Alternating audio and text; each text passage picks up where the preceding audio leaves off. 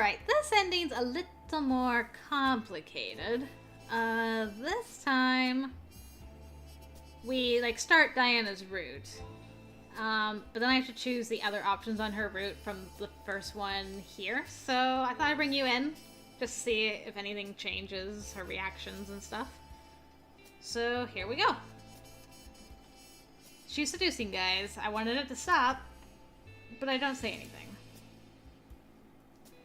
I sat in silence, waiting for her to be done. She'd be bored eventually. Then again, she was a succubus, so who knew when she'd get bored of attention? At a snap of Diana's fingers, the boys huddled together back where they were. Diana then turned her head and smiled to me. See? Easy to manipulate. So what? They're guys obeying a hot chick. Oh, trust me. Women are just as weak-minded as men. Just because I'm a woman doesn't mean I can't attract the same sex. Let's just go home.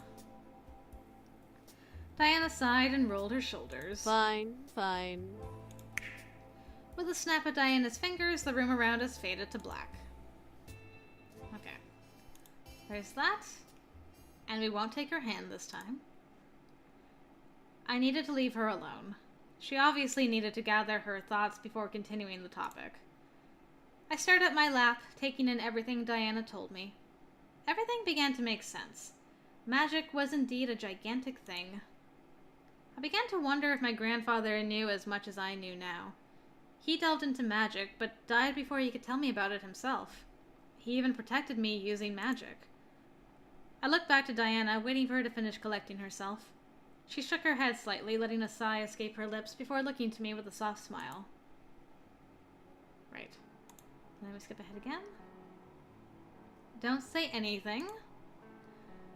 It wasn't my business to know any more than what she had already told me. I could tell this arrangement was detailed beyond agreement, so I simply remained silent. Is there anything else you wanted to know? Man, that really jumped ahead. And then we're gonna attack her, because that seems smart. You killed my grandfather! Rage erupted in my soul, and I lunged for Diana, wanting to snap her neck. Good grief. She started all of this. She was the one who turned my world upside down. She was the reason for this chaos I was in. She would pay. Diana stepped back and forced me back with an invisible spell. I flew back and skidded across the grass, tumbling over my feet and landing on my back. I didn't know I would kill him. I thought it was some teenager musing with magic. If I had known... Shut up! This is all your fault! I wasn't listening. I couldn't listen to her anymore. I wanted revenge. I needed it beyond anything else she could give me.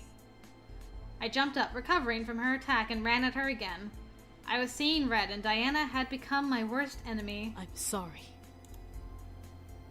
Diana closed her eyes, and all of a sudden I was lifted into the air. I flailed and struggled against the invisible hold that was on me.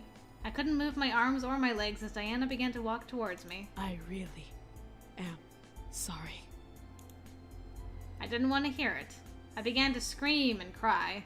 I wanted her dead. I wanted my grandfather back. I wanted my normal life to return to me.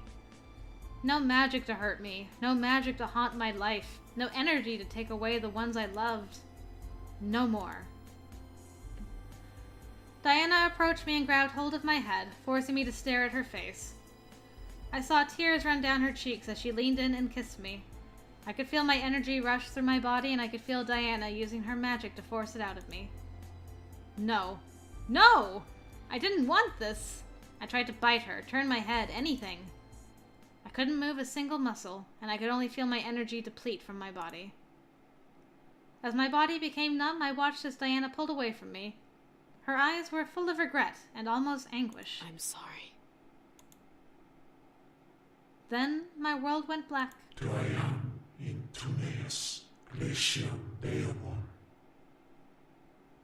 Is that me? I know. Nope, not me. I guess it's an actual angel. Alrighty then. I heard voices and tried to open my eyes, but I couldn't. You don't need to remind me, Angel. I'm just doing my civil duty. An angel? What was an angel doing here? Why was Diana talking to it?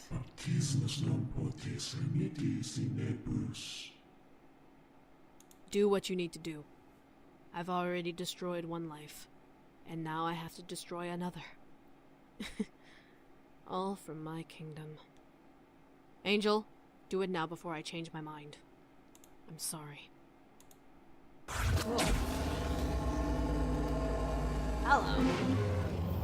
Within a mere breath, my body suddenly became light as a feather and I became numb.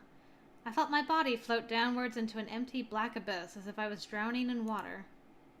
I never saw it coming. My mind became completely blank.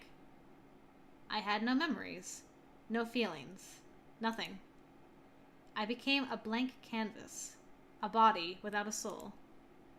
Pure, innocent, ignorant. End. Pure, innocent, ignorant. M. Okay. So instead of transform Sinem, it's transform Simon. I just did this backwards for whatever reason.